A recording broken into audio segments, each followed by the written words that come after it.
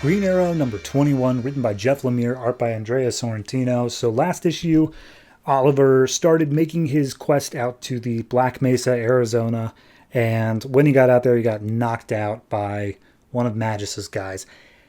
This issue picks up with him being taken out of the trunk, and it's like, all right, time to wake up. You got a trip ahead of you.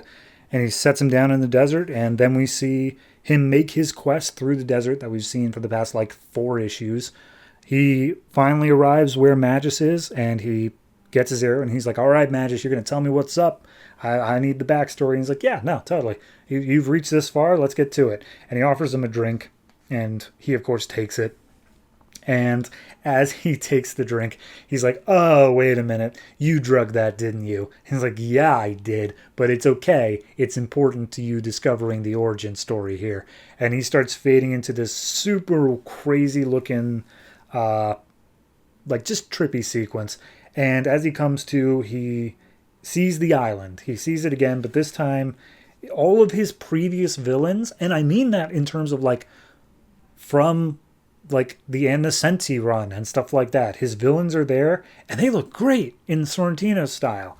And it's just like, oh no, all of my enemies, but I don't see Komodo. Why is that? And he starts getting attacked by the villains. And then all of a sudden he's pushed through the ground and ends up seeing his father, Emerson, and the guy who will be Komodo, named Simon. And he's looking at them upside down, but they're basically his dad saying all right, look, the map says it's nearby. We should set up camp here for the night, and then we'll figure out where it is tomorrow. And him and Emerson are arguing the map is a fake. You shouldn't be looking for this. You have a company back home. And Ollie's dad is like, no, all of the journals and maps I found point to this island as the home of the Arrow clan. And it shows that the outsiders have been here recently as well. And Emerson's like, dude, I'm not okay with this. This is a fool's errand. We should be at home. Your family is there. Don't you think they are worried about you? And Magus shows up behind Green Arrow. He's like, what are you seeing? You're the only one who's seeing whatever's going on here. What's going on? And he's just like, I don't know. My dad's saying something about the outsiders and the Arrow clan. What's going on with that? And he's like, yeah, no, the outsiders. I was actually an outsider for centuries ago. And it's like, centuries? It's like, yeah, okay. Pay attention. There are 7 clans: Arrow, Spear, Fist, Shield, Sword, Axe, and then one that's going to be a secret later. Your dad discovered that your great-great-grandfather was once head of the Arrow clan. And to become head of the Arrow clan, you need this ancient totem weapon. And so I was like, okay, so my dad's here looking for an ancient arrow. That's it. And it's like, no. The totems are not just artifacts. Whoever picks them up gains true enlightenment. And that's what it means to be part of the outsiders. And then he zooms over to where Simon LaCroix is. And it's like, yeah, your dad, he really liked Simon. Simon was an up-and-comer, and he's totally down on all the things that your dad wanted you to be down on, like archery and Arrow Clan and stuff like that. And so he took Simon under his wing and, raised him to be his protege because you were being a big disappointment. And they say, yeah, and then LaCroix killed your dad for the Arrow Clan secret. That's the real reason he died. And Ollie's like, no, that's not possible. My dad died on a boating trip or whatever. It's like, yeah, no, rich people can't fake deaths. So then all of a sudden, Ollie, his vision starts warping, and he sees the heads of 3 dragons. And they all go to attack him.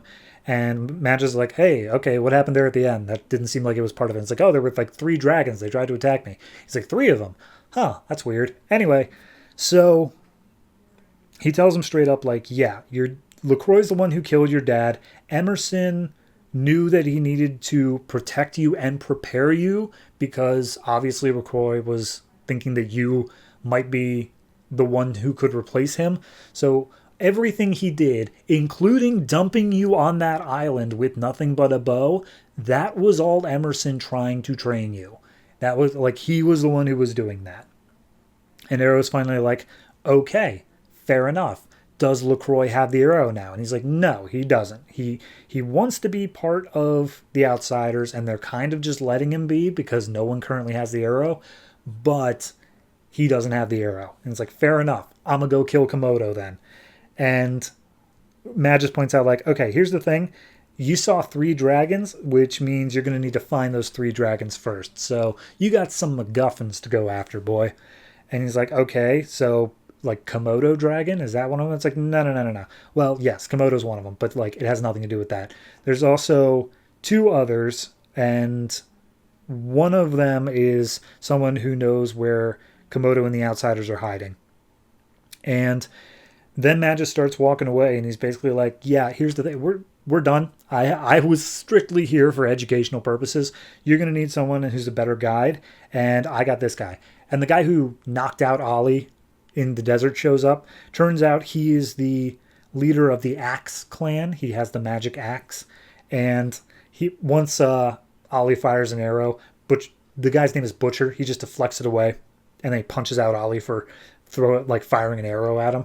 He's like, it was a rubber tip. It just would have knocked you out. That's all. I was like, yeah, it would have just knocked me out. So at that point, Butcher's like, yeah, all right, here's the thing. Like, I hate Simon LaCroix. He's a dick. So anyone willing to take him down, I'm good with it.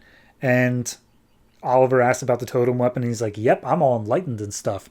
So they start to go after the second dragon. And Magus says it is in a country called Vlatava. It is in Eastern Europe. It's going to be the biggest test of your life, Green Arrow. You set. And he's like, yeah, man, I'm ready. This is for my father. This is what I've always been built for. So then we go back to Seattle, and Oliver's basically telling Henry and Naomi about the task, and they're both up for it. They're like, yeah, no, we're going. And he's kind of surprised Naomi is, because Naomi was like tortured and stuff, and she's like, you sure you don't want to sit this out? And he's like, no, he tortured me. I totally want to help take him out. Like, that's straight up what I'm in for. So I'm coming for this. So Henry points out the obvious of like, hey, not to be a drag, but like, you don't have Oliver Queen money anymore. Queen Industries is gone. And he's like, yeah, I know. Look, I get a salary from the JLA. That'll have to be enough. But like, we're going to be doing this without trick arrows. We're not going to have the fancy toys anymore. It's just me, a bow, and a set of normal arrows. Let's go. And that's it. That's the issue. I am so down for this.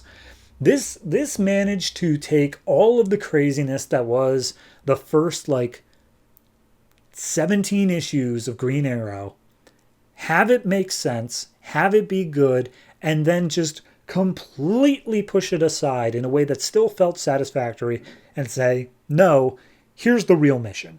Here's how the true test of Green Arrow is going to start. And it feels so good, and it looks fantastic, and I am so down for all of it.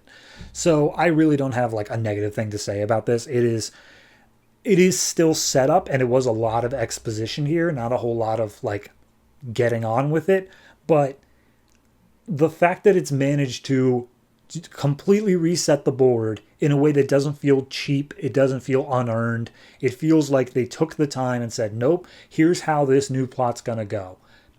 And I love it. I love every aspect of it. So I'm going to say this one is like,